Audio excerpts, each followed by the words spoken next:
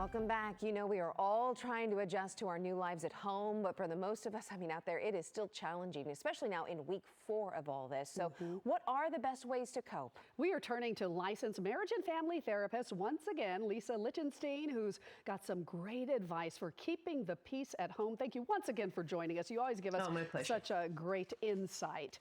Now, why is it so important to set a routine, and how can families best set routines? Yeah, so routines are super important because it will allow us to have a sense of stability, a sense of structure, which can breed confidence and security. So, with structure and routines, I would really encourage parents to set up a routine as close as you can to what it was pre-virus. Setting up a workstation, for example, or a school station, different locations for different people so that they really can hopefully concentrate as much as possible. Have your routine including everything from exercise to eating to having free time. Socializing virtually is very important.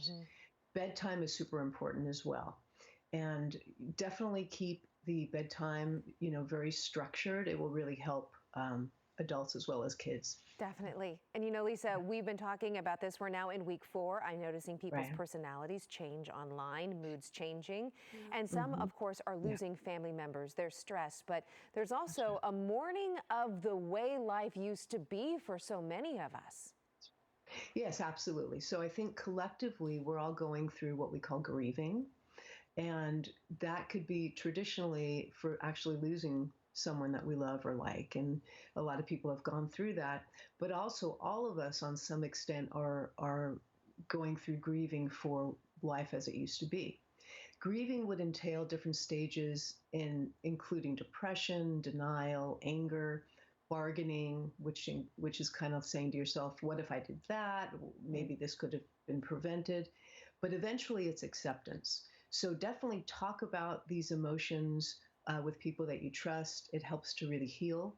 A lot of psychologists believe that we can heal through sharing our grief with another person. And for those of us that are grieving life as it used to be, remember this is temporary. The way in which we think about it can really help our process immensely.